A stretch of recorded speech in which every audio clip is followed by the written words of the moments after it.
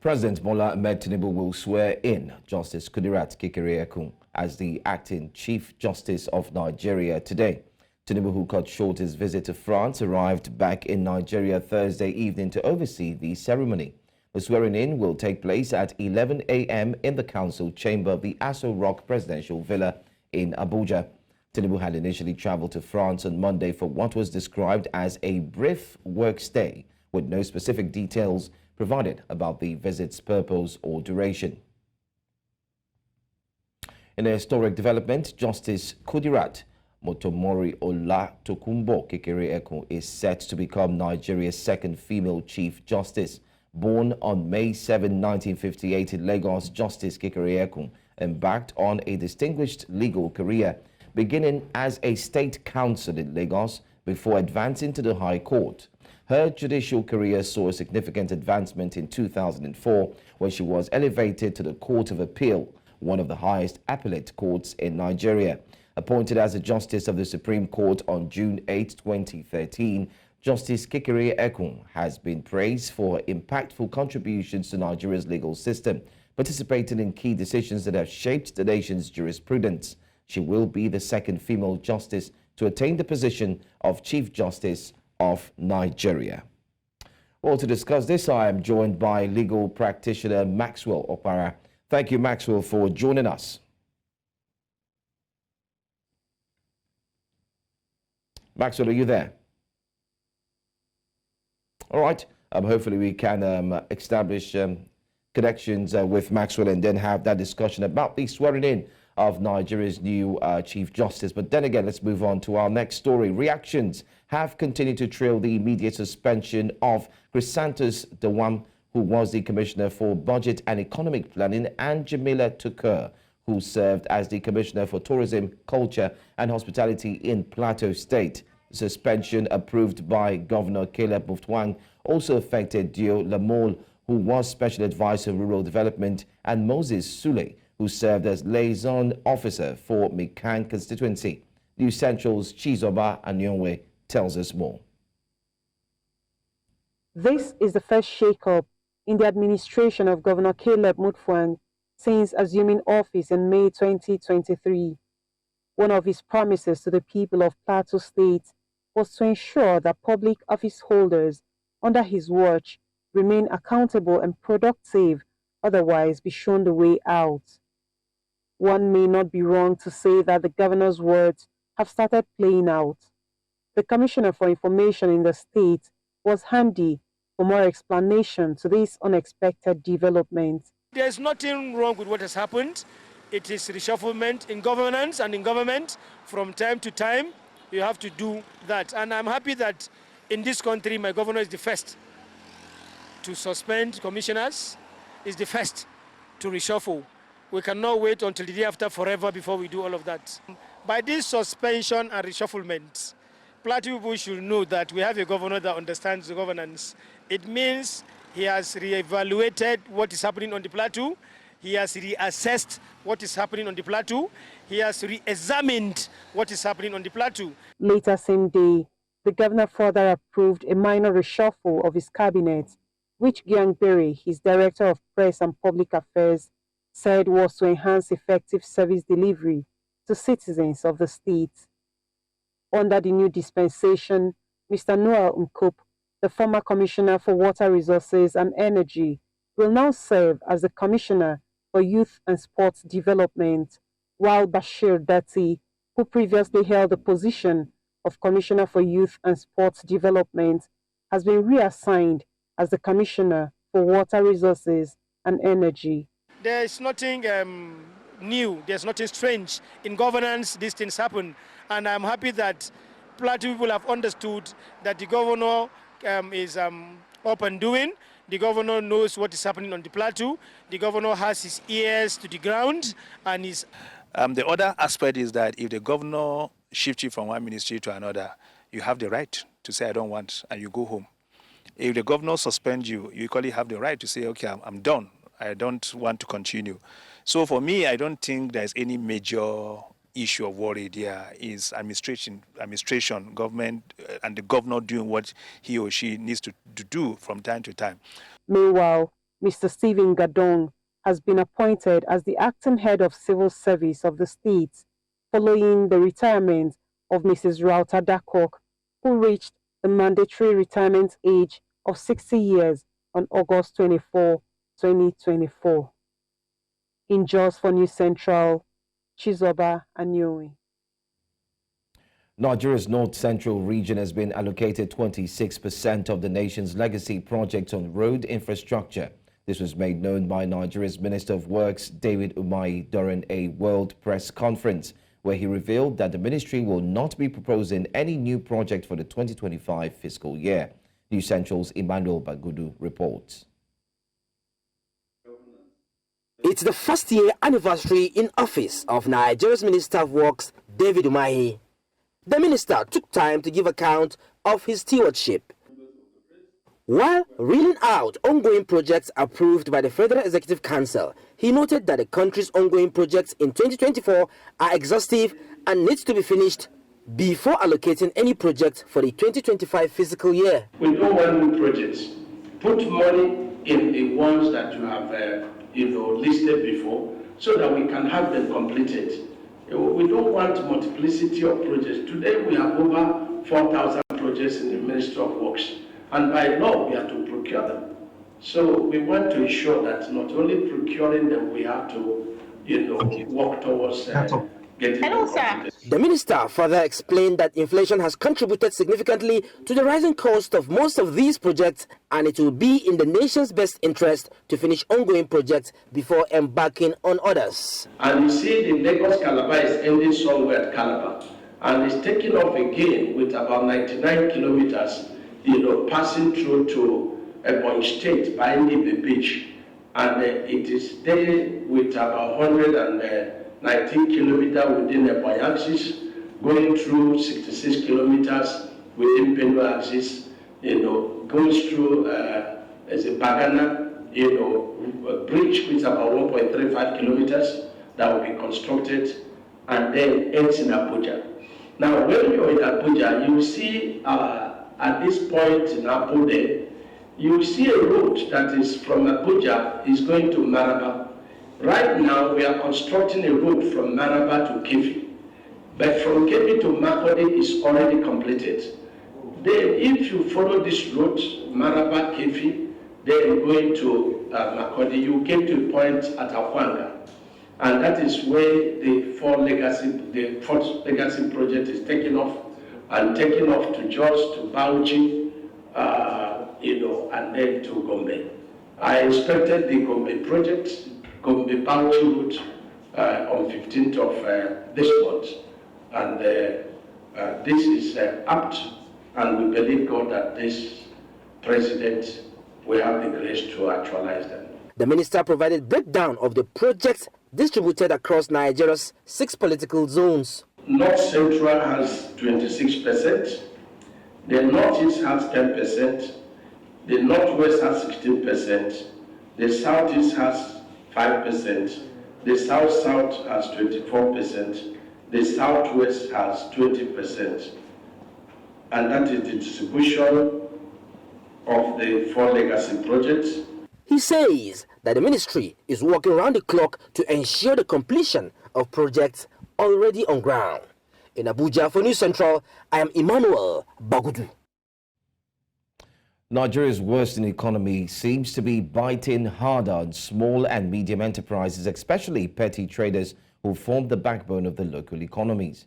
It is against this backdrop that the First Lady of Nigeria, Oluremi Tinubu, initiated a Renewed Hope initiative, an economic empowerment program for petty traders across Nigeria. News Central's correspondent Austin Azu, who monitored the flag off exercise in Delta State, brings us details. Nigeria's First Lady Oluremi Tinubu arrived Delta State through the Asaba International Airport to officially flag off the Renewed Hope initiative, an economic empowerment program for recapitalization of businesses of women petty traders in the state. She paid a courtesy visit to the state governor, Sheriff Oborewori, at Government House, Asaba. The program is a program that is very, very impactful, and we are touching women and touching people across and not only in Delta State, for the 36 states of Nigeria. 1,000 selected women across the states converged on the Dome Event Center, Asaba, to receive the 50,000 Naira empowerment grant of the First Lady's Renewed Hope initiative. In her remarks, the president's wife said the grant is to assist women petty traders in overcoming some of their business challenges, expand their businesses, create more jobs, and contribute more robustly to the economy. I salute you all and celebrate your courage and resilience that keep you going to put food on the table for your families. Today, through the Renewed Hope Initiative Economic Empowerment Program, we are providing 1,000 pre-selected women petty traders per state with a grant of 50,000 Naira each to recapitalize and grow their businesses. A total of 1,850 million Naira will be disbursed to 37,000 women petty traders across the nation. Earlier in her welcome address, the governor's wife, who supported the First Lady's program in the state with 50 million Naira, urged the beneficiaries to inject the grants into their businesses and contribute to the well-being of their families. In line with this, my dear husband, Right Honorable Sheriff Ogorowori, is supporting this empowerment team with the sum of 50 million Naira. Some of the beneficiaries revealed their intention about the received grants. I sell branded crayfish and fish as well, and bonga fish as well. So thank you, because to help to boost my business. And with this money, I know I can buy a bong that distribute to my customers and sell them and sell at the right price amount. And I know with this money, I can make up something good. I'm into food items, so I'm going to use it and add up to my business, at least to get a shop, a small shop, so I can be able to let the business increase more than it is before. As Nigeria's First Lady continues to work together with others to build a Nigeria where every woman has the opportunity to succeed, where every small businesses can grow and contribute to their prosperity, it's important to give them the necessary support to contribute to national development. In Asaba for News Central, Austin Azu. Well, earlier in the news, we told you about the swearing in of the acting Chief Justice of Nigeria, Justice Kudirat Kekereekun. Joining me now to discuss this is legal practitioner Maxwell Opara. Thanks once again for joining us, Mr. Opara. Mr. Maxwell Opara, I'm sure you can hear me. All right. Let's see if we'll be able to establish connection and, of course, take a look at that conversation. But that will be after we take this break. When we come back, we'll take a look at more stories here in News Now. Stay with us. And thanks for joining us once again. It's back to the conversation concerning the swearing in of the acting Chief Justice of Nigeria. I do have Mr. Maxwell, who joins me this morning. Thanks so much for being here, Maxwell Opara. Good morning. It's my pleasure to be here. All right, great. Let's go straight into it. We did see the former, because we could call him former now since he's retired, Chief Justice of Nigeria, talking about Olukayode Ariwoola, retiring with a call for measures to actually be put in place to reduce the burden of the Supreme Court. First off, what do you make of his retirement and looking at what he had done, especially for Nigeria's judicial system? Well, I want to join others to wish him well as he has retired. But I also want to say that we never had it good during his tenure. It was during the tenure of Ariwoola that we recorded the highest number of impunity in judiciary, conflicting judgments, indiscipline among judges, a lot of issues. If you go to the street now, as a practicing lawyer, if you ask any client, they will tell you that anything that has to do with Nigerian court, that they don't want to get involved in it. It is as bad as that. So he never did well. This thing that he's complaining now, I think that if he had wanted to to get it done. He would have done that, because the issue of romancing with the executive that you are expected to adjudicate on is uncalled for. We have separation of power, the judiciary and the legislature and the executive. And the most sensitive aspect of them is the judiciary, because the judiciary is to strengthen the law, is to interpret the law. There are some matters that are not supposed to go to Supreme Court. Yes, I must say that. And there are some motions that have been lying in the Supreme Court for years. What are those motions doing there? So the new CJN has a lot of work to do, starting from sanitizing the system, discipline of the judges. We have seen a situation whereby two judges who have coordinate jurisdiction, giving conflicting. This one will say give order A, this one will give order B. So I think that we have a functional judiciary, the CJN who is the chairman of NJC, that's ready to discipline the judges. We'll get it right. So Kidrat Kekerekun, who will be sworn in a few hours from now, we encourage him because he has a lot of work to do. We encourage him to do more, to do well, to sanitize the system, let people reinstate the hope of Nigerians on the judiciary. I can tell you that any person you ask now that has to do with the recovery of premises, recovery of debt, and declaration of title to land, if you are talking about court, unlawful termination of appointment, if you are talking about court, he will say, no, forget about court. I don't think that I will get justice. It's as bad as that. So the new CJN, I believe that he will do more. All right, predicting that she will do more. What aspects in particular do you think that she needs to quickly work on, especially looking at the fact that she'll be sworn in a few hours from now? The issue of discipline of judges. When a petition is being written against a judge, make sure that petition is treated on its merit. Don't throw the petition out on technicality. Then two, when somebody has an interest in a matter, he should be able to excuse himself from being a part. If your husband is a politician and you are a member of you are a judge, remove the person from the panel. That one is one. Then secondly, he should try as much as possible to kill this issue of technicality.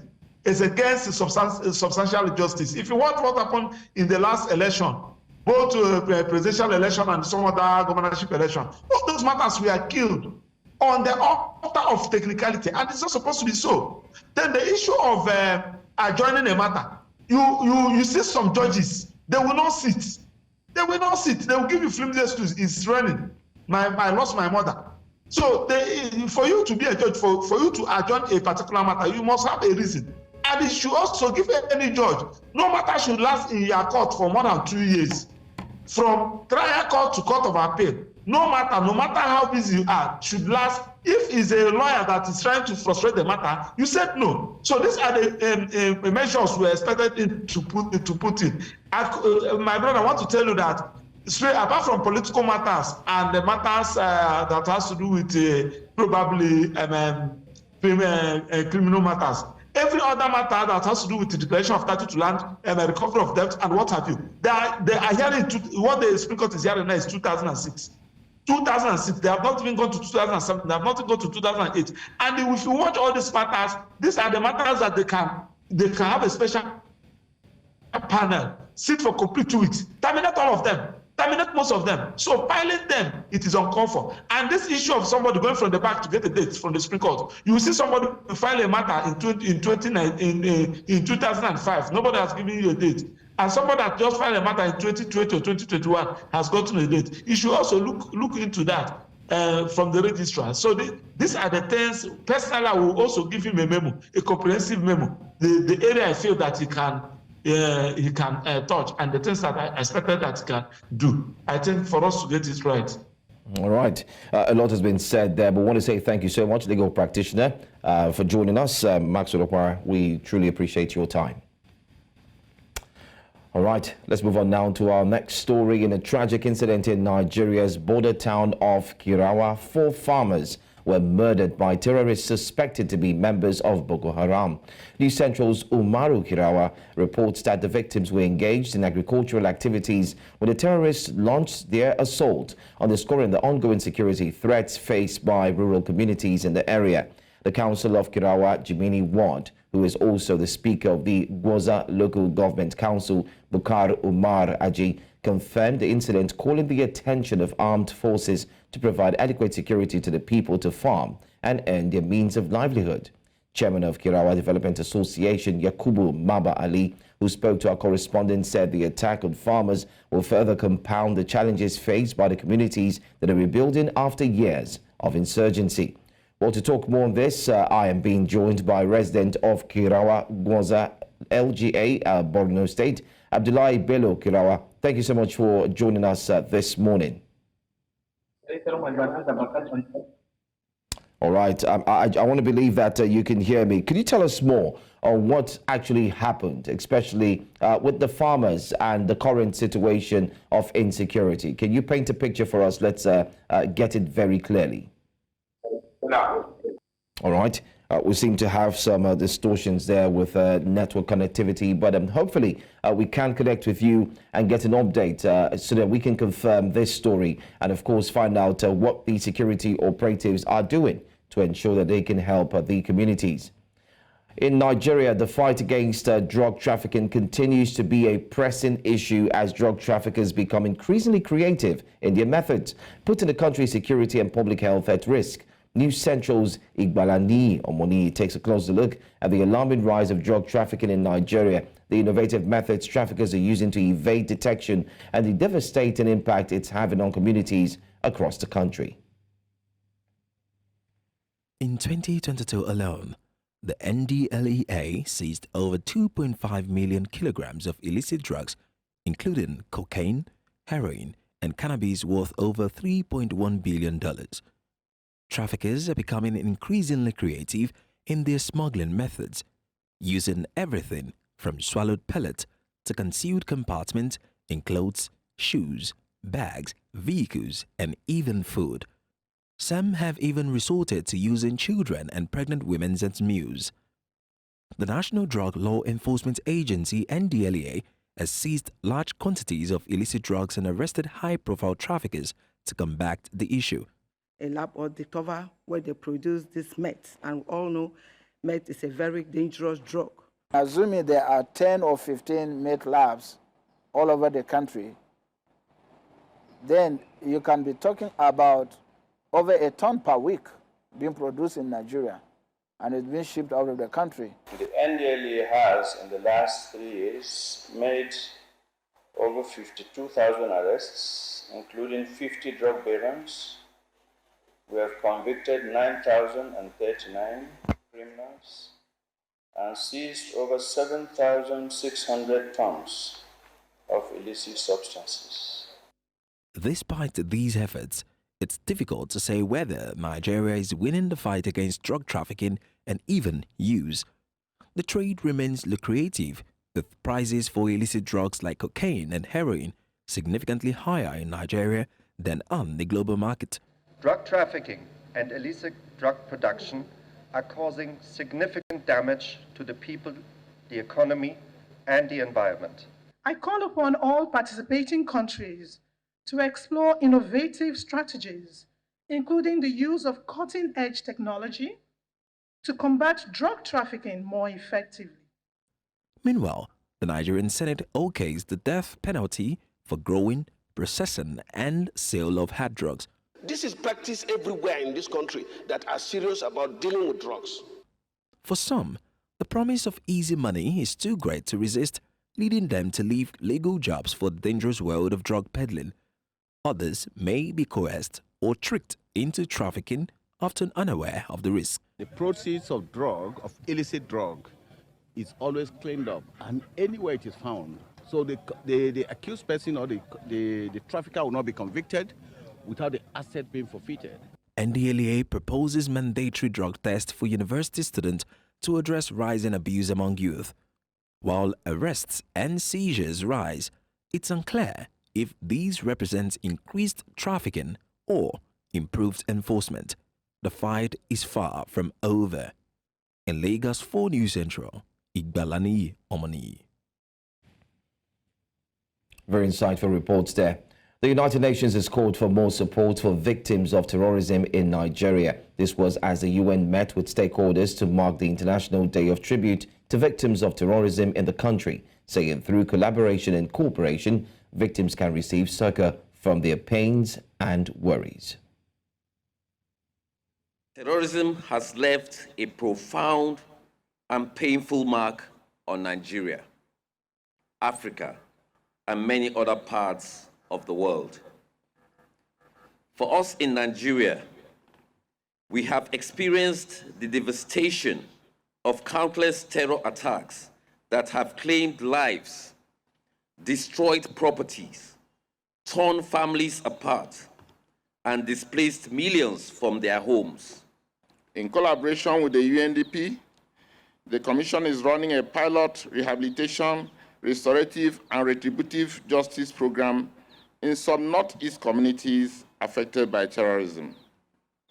By this program, we seek to attend to the hurt, the grief, the vulnerabilities, and protection needs of victims of terrorism, and restore them within the limits of our resources using sustainable, non-formal judicial processes and mechanisms. Together, we can raise up the voice of all victims and survivors.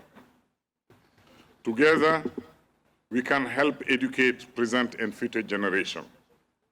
Together, we can build more peaceful, resilient society for all. The National Broadcasting Commission says that plans has been concluded to finalize Nigeria's digital switchover. The Director General of the Commission says that the switchover initiative will catalyze for Nigerian media space and the nation's socio-economic conditions. He says that it will present several benefits for the country, including job creation, industrial growth, and build the capacity of local content. Food experts in Nigeria have raised an alarm over the hazardous health effects of excessive salt in seasonings during consumption, saying they pose a significant threat to public health. This was during a press conference in Abuja held by the Corporate Accountability and Public Participation Africa, where they exposed the dangers posed by excessive seasonings and salt use in Nigeria. News Central's Joshua Imarayi reports. The Coalition Against Public Health Risk is urging the Nigerian government to take immediate action on growing public health concerns caused by excessive salt intake and seasonings by consumers in the country. The coalition, during a press conference in Abuja, called on the Federal Ministry of Health and Social Welfare to speedily review the newly released National Food Consumption and Micronutrient Survey report. These cubes have very high sodium content, salt content, and sodium glutamate. And sodium has been shown to be injurious to health in high concentrations. We have the position that even the use of bouillon cubes should generally be discouraged, even though they have become a household staple. It's not conferring on you any unique or any special nutritional benefit. Rather, it's increasing your intake and consumption of sodium, which is injurious to health. The government should look at vehicles, if it must fortify, that will not lead to increase in sodium consumption, or of food vehicles that will have, public health consequences. The coalition also called for more information on the labels on food products to help consumers make informed decisions about their diet and promote transparency by packaging companies. If you're producing any food that contains sodium or salt in Nigeria, you must walk by the WHO recommended limits or the benchmarks, just to safeguard the health of the people. In developed countries, when you buy foods, apart from the nutrient fact information behind the pack, we have a warning logo that shows you that this food is high in salt. So we want to also see that we put regulations in place to not only enact the implementation of front of pack labels, but to also enforce it for all processed and packaged foods. The coalition also urged the National Agency for Food and Drug Administration Control, the Standard Organization of Nigeria, and other relevant agencies to take decisive action and enforce their regulatory mandates to effectively address this critical public health issue. In Abuja for News Central, I am Joshua Imarai. And thanks for staying with us. Let's head to Guinea now, where an opposition coalition has called for a peaceful protest against the ruling military junta on September 5, marking the third anniversary of the 2021 coup that brought the military to power. The Living Forces of Guinea, FVG, an alliance consisting of opposition parties, trade unions and civil society groups, is urging citizens to gather in the capital, Conakry, to protest the junta's crackdown on dissent and to demand a return to civilian rule by the end of the year. Since seizing power in the West African nation, the junta, led by Mamadi Doumbouya, a former member of France's Foreign Legion, has been accused of backtracking on its commitments to hand over power by the end of 2024, a pledge made under pressure from the regional bloc ECOWAS.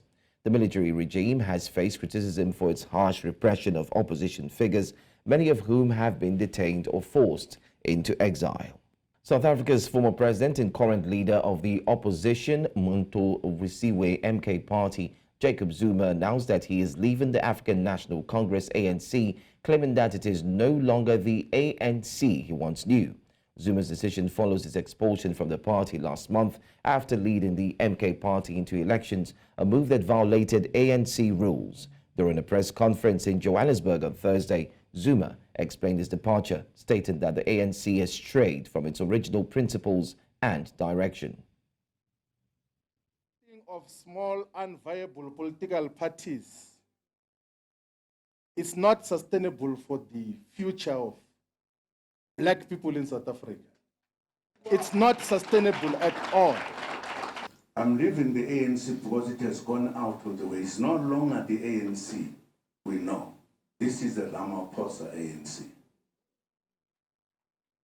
And we said it, and we'll continue saying it. They've deviated, they've moved out of the way. One day, when I'm an old man, because now I'm very young. I'm very young now. I will tell people, I will tell the citizens of this country that you sold out by creating other organizations, helping the enemy to disperse us so that we don't have a concrete majority. But that's what is done with these little parties that we've been established.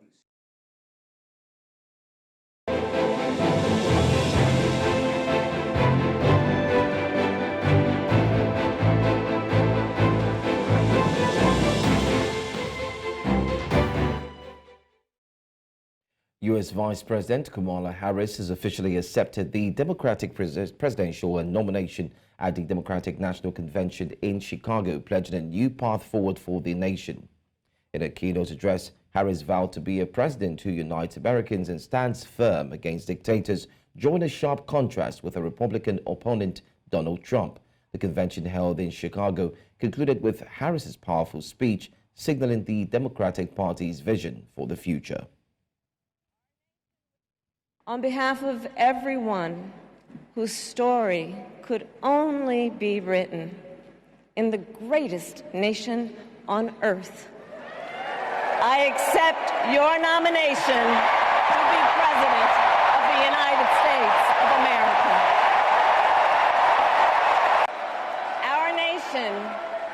Our nation with this election has a precious, fleeting opportunity to move past the bitterness, cynicism, and divisive battles of the past, a chance to chart a new way forward.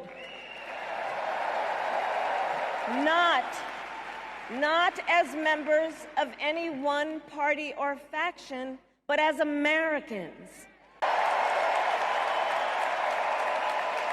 I will be a president who unites us around our highest aspirations, a president who leads and listens, who is realistic, practical, and has common sense, and always fights for the American people.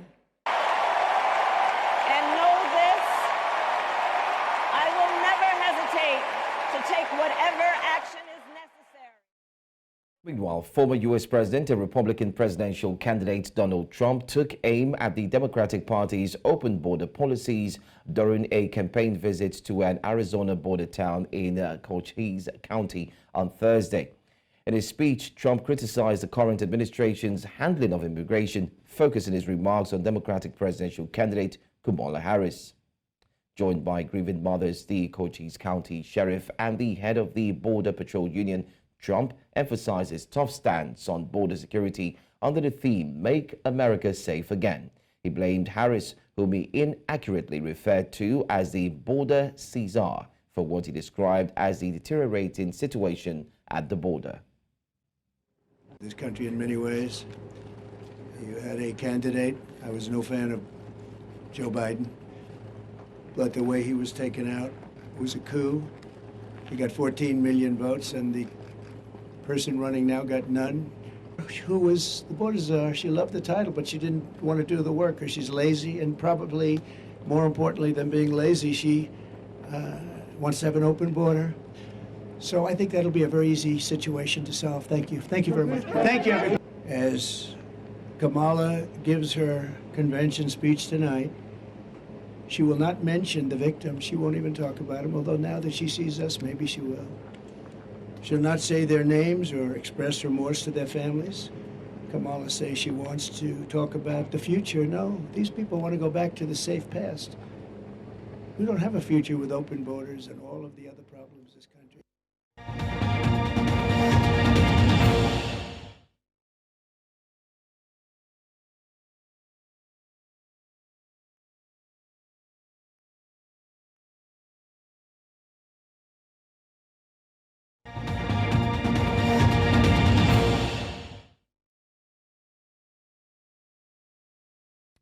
And now on to sports. Kenya's Emmanuel Anionwe dazzled at the Liaison Diamond League 2024, recording the fourth fastest 800-meter time in history with a meeting record of 1 minute 41.11 seconds.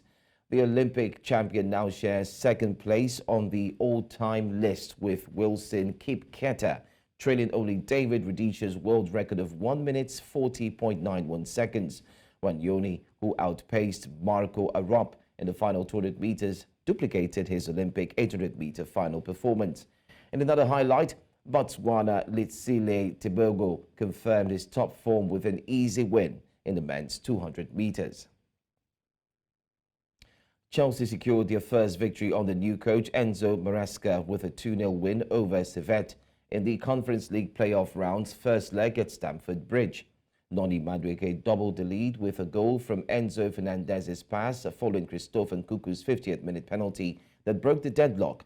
Servette's Mark Gui missed a clear chance shortly after, and Tiamoko Altara's late deflected shot hit the crossbar. The win was a welcome boost for Chelsea, who had previously lost 2-0 to Manchester City in the Maresca's debut. This victory marks their return to European competition after finishing 6th in the Premier League last season under Mauricio Pochettino. And on to some transfer news now. Brentford have signed defender Sepp van den Berg from Liverpool for up to £25 million. The 22-year-old Dutchman is joined on a 5-year deal, rejecting offers from several clubs, including German champions Bayer Leverkusen. The deal includes an initial £20 million fee plus £5 million fee in add-ons, with Liverpool retaining a 17.5% sell-on clause. Brentford manager Thomas Frank praised van den Berg as a great signing for the club.